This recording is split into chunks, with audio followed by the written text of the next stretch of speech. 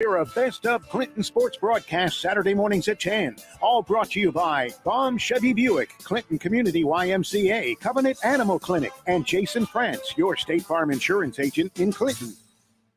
The year was 1946. A group of Clinton area residents decided it was time for the DeWitt County seat to have its own radio station. After over a year of work, WHOW, the Big 1520, signed on August 2nd, 1947. WHOW has provided 75 years of service to Clinton, DeWitt County, and Central Illinois ever since. And since it's the station's 75th anniversary, it wants to celebrate. We're inviting you to our WHOW 75th anniversary banquet taking place Saturday, November 12th at the Clinton Country Club. We're footing the bill for everything: the venue, entertainment, food, everything. And we'll debut the showing of the WHOW 75th anniversary video. Social hour starts at 5:30, dinners at 6:30, and the debut of our WHOW 75th anniversary video at 7:30 that night. The evening includes entertainment by country singer Gracia Harrison and a delicious plated pork chop meal with all the trimmings. There'll even be a special WHOW 75th anniversary cake to enjoy. This special night will be a fundraiser, with all proceeds going to the Neighborhood Care Center No Fee Grocery and the Clinton High School Student Activity Fund.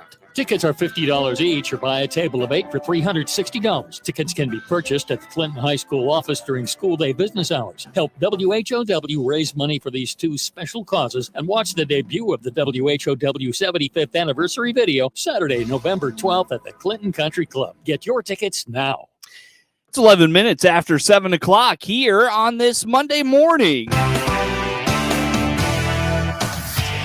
Top of the morning from the newsroom of Regional Radio and DeWittDailyNews.com. I'm Seth Lawrence with this expanded local newscast brought to you by Baum Chevrolet Buick in Clinton, your Silverado headquarters, and the morning show streams to Facebook and YouTube, brought to you by Peterson Insurance, your Pekin Insurance agent in Clinton.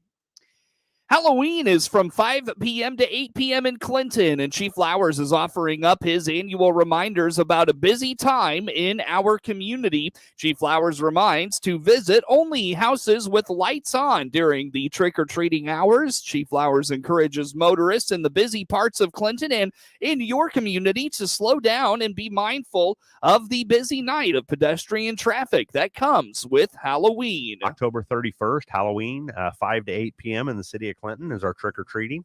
Always ask people to be safe there. We can go into that as far as your costume safety, your trick-or-treating safety. Obviously, children under the age of 12, always accompanied by an adult. Never trick-or-treat alone. Go in groups with a trusted adult and stay in known neighborhoods.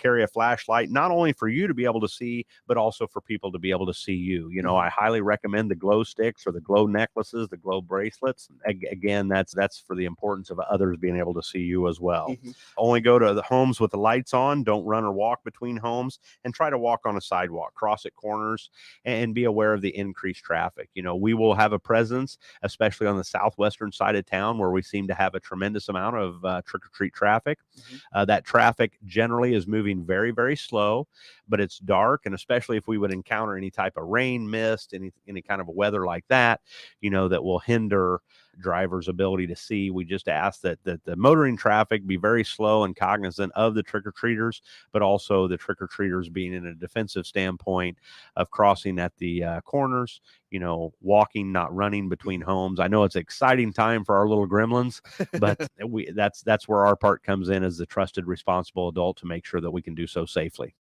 Trick-or-treating hours in Central Illinois includes 5 to 8 p.m. in Argenta, 5 to 7 p.m. in Bemint, 5 to 8 p.m. in Bloomington, 5 to 7 p.m. in Cerro Gordo, 5 to 8 p.m. in D-Land and Lincoln, 6 to 8 p.m. in Mahomet, 5 to 8 p.m. in Mansfield, Maroa, Monticello, Mount Pulaski, Mount Zion, and Oriana. Healthy financial statements have Clinton Schools in a position to look at its facilities and find areas to improve. For the better part of the second half of the calendar year, the district has been doing just that, and Superintendent Kurt Nettle says the facilities plan will end up being about a 3 to 5 year roadmap. Yeah, so I've been thinking about it for a few years, but, obviously we've had a lot of other things happening. So now I think is the good time that we're in a good financial situation with the district. We also have opportunities for other funding sources probably too to help us put together. I'm not sure if you want to call it a 3 to 5 year plan, probably more like a 5-year plan to do improvements to the facilities that we currently have and maybe to do some new things if possible. So putting a plan together, the building committee has worked with myself and Mr. Goebel to put the ideas down on paper and organize those. We're going to prioritize them, what we absolutely need to get going on and what we want to do and we think we can afford to do. And then there's the pie in the sky things that maybe can be done someday. We'll just have to probably get the community involved in those.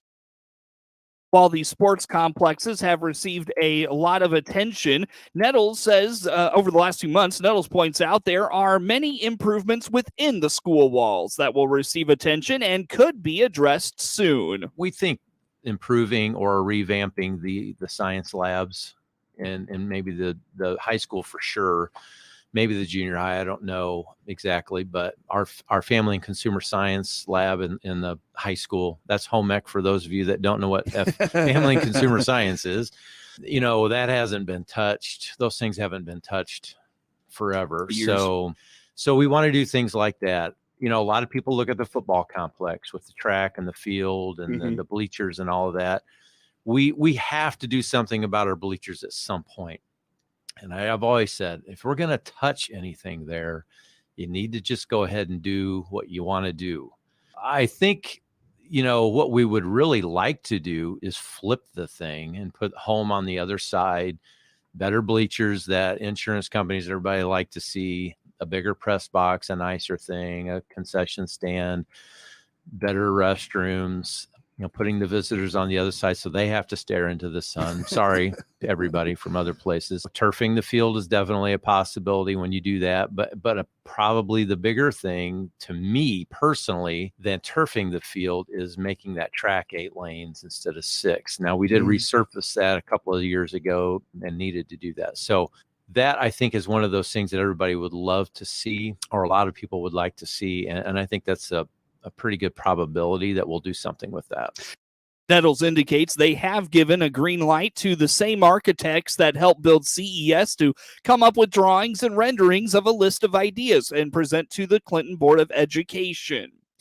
As hunters get out this fall for the annual deer hunting season, the University of Illinois Extension is hoping they'll consider participating in their deer donation program. Caitlin Mellendorf, a nutrition educator with Extension, explains the deer donation program helps them provide meat to food pantries with an educational component about preparing venison. Yeah, so this is a culmination of a couple years of work now. So now that we have officially started hunting season October 1, now we're almost to November, we are open to our Illinois Deer Donation Program, meaning that any hunter that would like to donate is welcome to. And so the donation goes to, you go hunting just like you normally would, and then you would bring your deer to one of our partnering processors to be processed. That meat will be ground in 1 pound and 2 pound packages, and then those will go to area food pantries in the 12 county pilot area that we're working in. And then that meat will be able to feed families.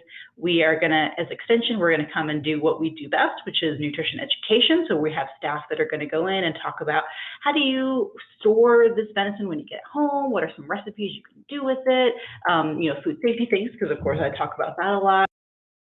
According to Mellendorf, the pantries are primarily located in South Central Illinois, and she is excited because they just got the first deer of the season donated last week. And it's going to serve across 12 counties, so I've got my list ready. Clay, Coles, Cumberland, DeWitt, Douglas, Effingham, Fayette, Jasper, Macon, Moultrie, Piatt, and Shelby. And so this is where all of the pantries will be partnering with us. That does not mean you have to be a hunter from living in those counties. You can hunt from anywhere. Even if you're out of state and you want to come hunt in Illinois, you just need to bring it to one of the 5 partnering processors that we have.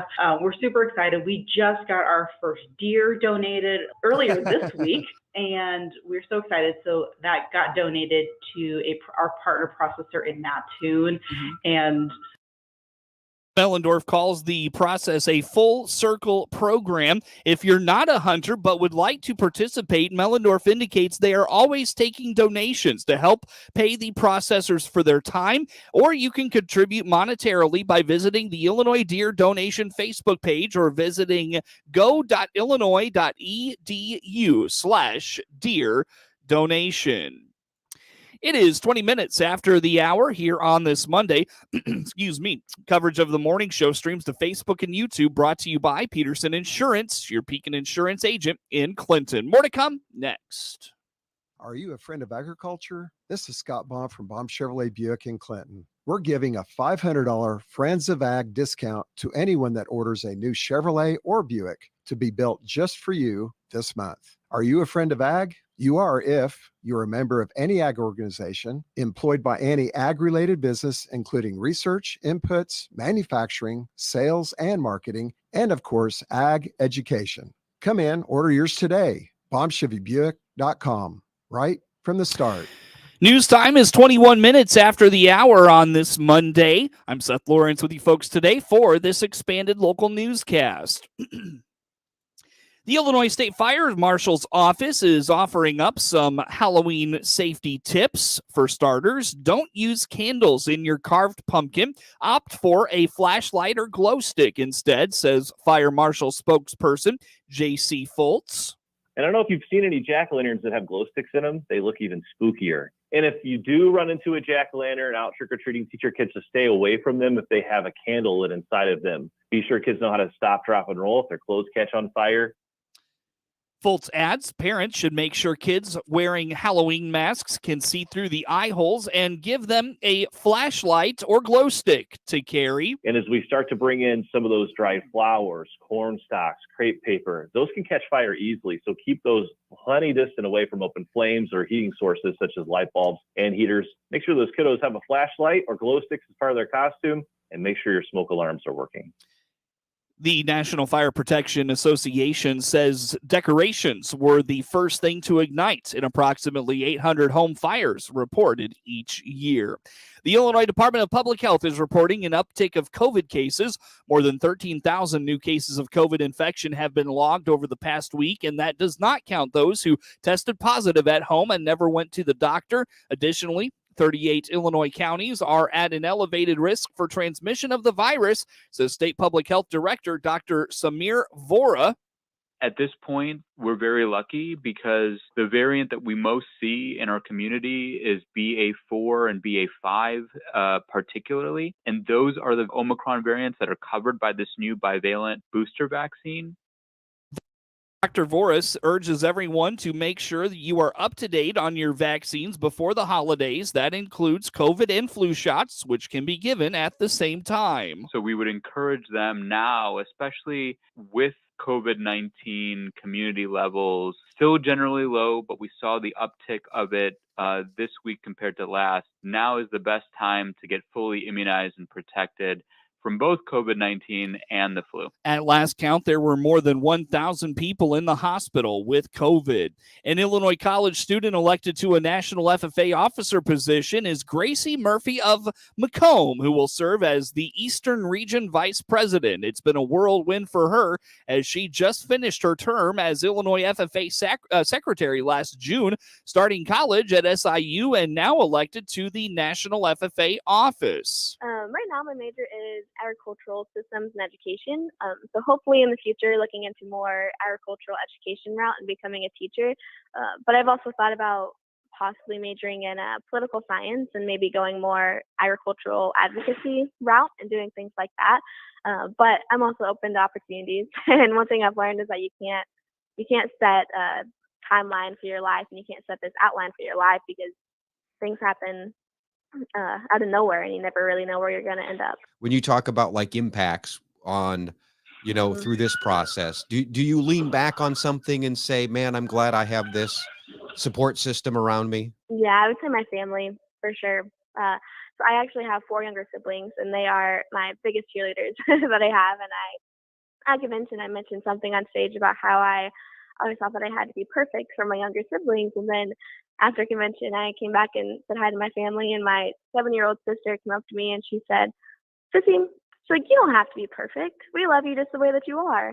and that was really heartwarming for me, because they truly they see me as who I am, and I think they look up to me, but they also accept me for my faults, and also good qualities. And so having them to support me and just give me constant encouragement has been really, really important. I don't think I could be here if it wasn't for them, to be honest. The National FFA Convention wrapped up over the weekend in Indianapolis. The Illinois Department of Public Health is offering some tips to stay safe this Halloween.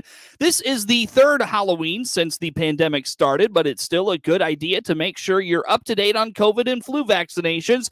Carry hand sanitizer and avoid large crowds, says State Public Health spokesperson Mike Claffey. There aren't as many restrictions this year as there has been in last years, but we still want people to be cautious and careful when they're out and about this Halloween.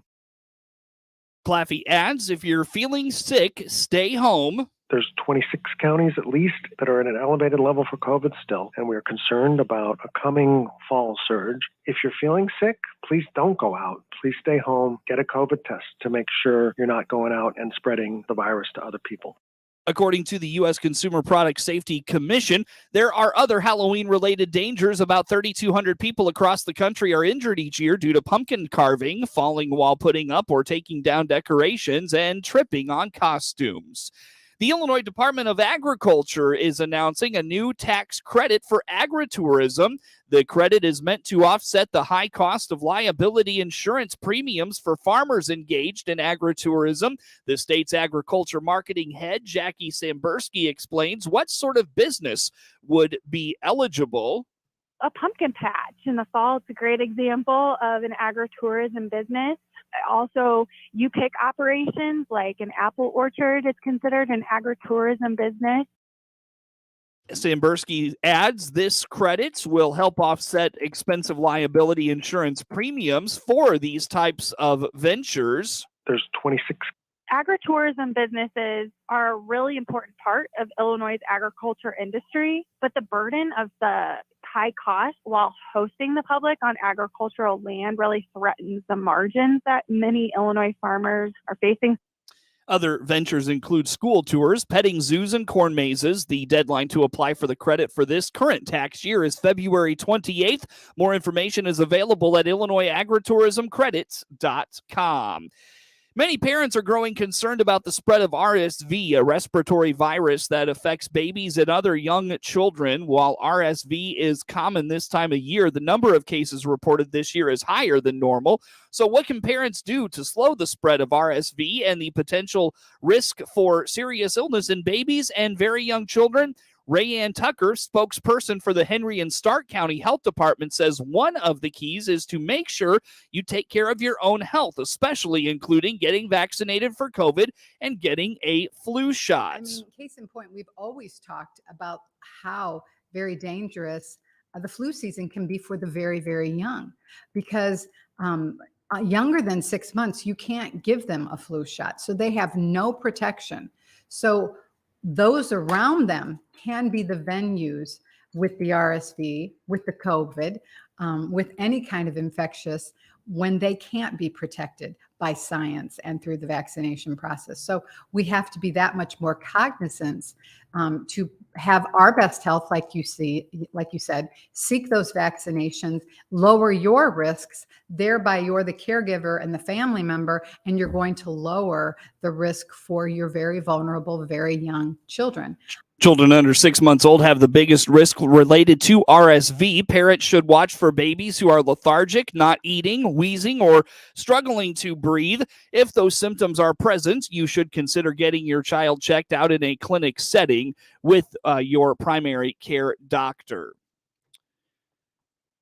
It is 29 minutes after the hour here on this Monday morning. Coverage of news is brought to you by Baum Chevrolet Buick in Clinton, your Silverado headquarters. And the morning show streams to Facebook and YouTube. It's brought to you by Peterson Insurance, your Pekin Insurance agents in Clinton.